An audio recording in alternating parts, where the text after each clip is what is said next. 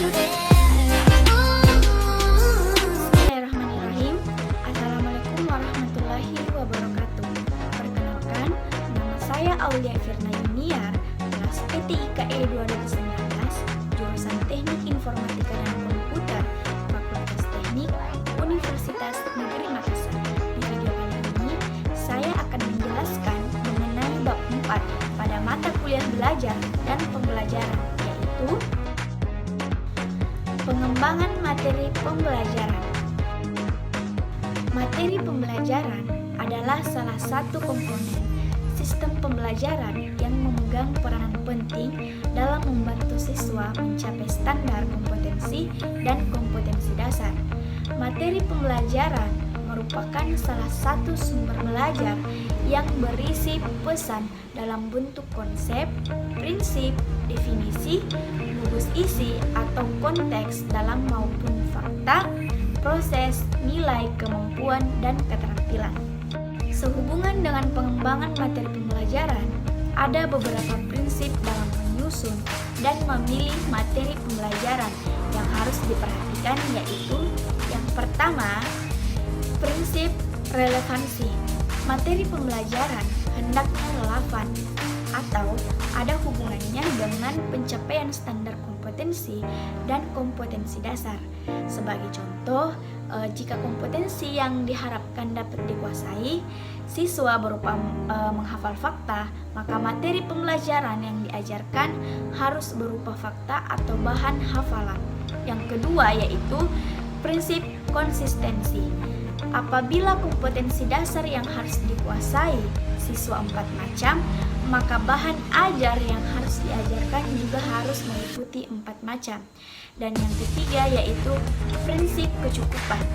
Prinsip ini berarti materi yang diajarkan hendaknya cukup memadai dalam membantu siswa menguasai kompetensi dasar yang diajarkan.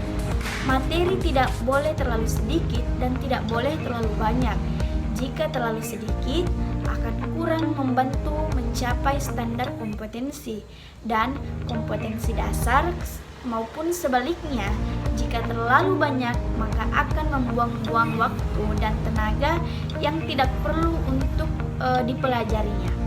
Pengembangan materi tujuan pembelajaran umum dalam prakteknya bertujuan agar pembelajaran yang akan dicapai peserta didik lebih efektif, efisien dalam pelaksanaannya.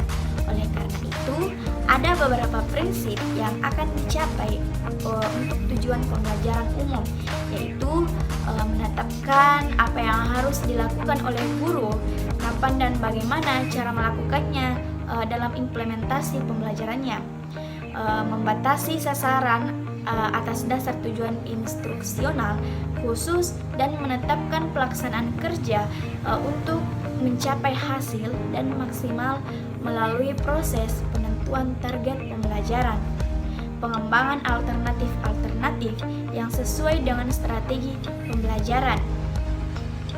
Mengumpulkan data, menganalisis informasi, dan penting untuk mendukung kegiatan pembelajaran.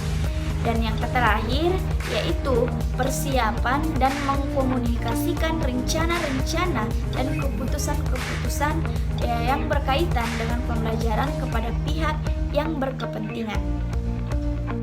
Manfaat yang dapat dari pengembangan pembelajaran yang baik antara lain yaitu sebagai petunjuk arah kegiatan dalam mencapai tujuan pembelajaran yang dilakukan, sebagai pola dasar dalam mengatur tugas dan wewenang bagi setiap unsur yang terlibat dalam kegiatan pembelajaran, sebagai pedoman kerja bagi setiap unsur baik guru maupun murid, sebagai alat ukur keefektifan suatu proses pembelajaran sehingga setiap saat dapat diketahui ketepatan dan keterlambatan kerja.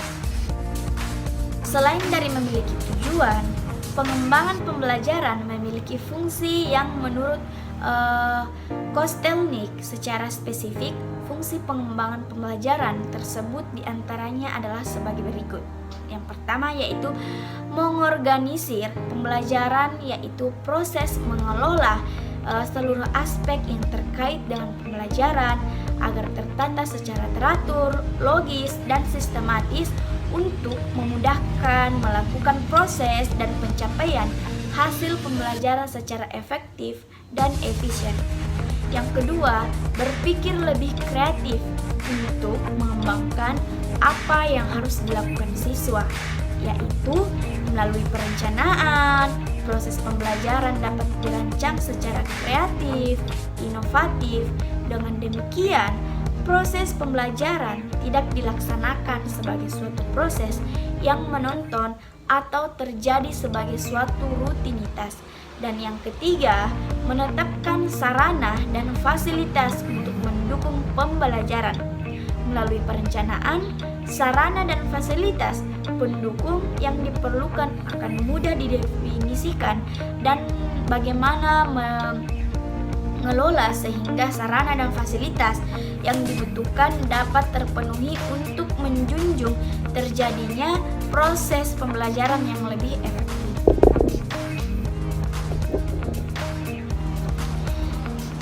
Yang keempat, memetakan indikator hasil belajar dengan cara untuk mencapainya, yaitu melalui perencanaan yang matang. Guru sudah memiliki data tentang jumlah indikator yang harus dikuasai oleh siswa yang setiap pembelajarannya yang dilakukan. Dengan demikian, guru ataupun tentu saja sudah membayangkan kegiatan yang harus dilakukan untuk mencapai setiap indikator tersebut.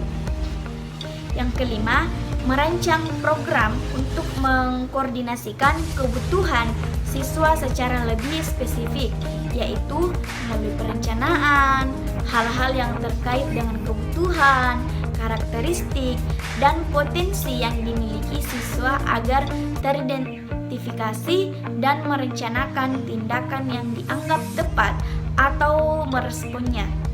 Yang keenam, mengkomunikasikan proses dan hasil pembelajaran, yaitu melalui perencanaan segala sesuatu yang terkait dengan kepentingan pembelajaran sudah dikomunikasikan, baik secara internal, yaitu terhadap pihak-pihak yang terkait langsung dengan tugas-tugas pembelajaran, maupun dengan pihak eksternal, yaitu pihak-pihak masyarakat.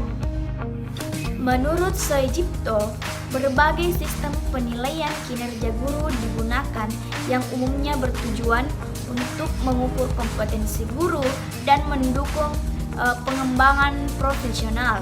Di samping itu, penilaian bertujuan meninjau prestasi masa lalu sebagai dasar utama dalam membuat keputusan berkaitan dengan pemberian umpan balik kinerja kepada guru. Penilaian prestasi juga bisa sebagai upaya motivasi guru dan menunjukkan pihak yang dinilai pemahaman akan apa yang diharapkan dari mereka. Pengembangan kinerja bisa meningkatkan pemahaman manajerial.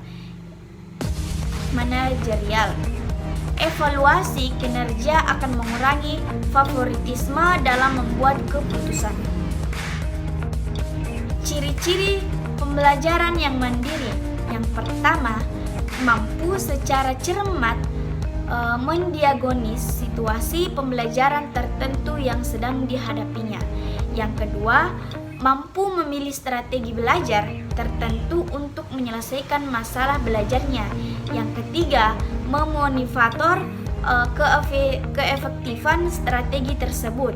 Dan yang keempat, termotivasi untuk terlibat dalam situasi belajar tersebut sampai masalah terselesaikan.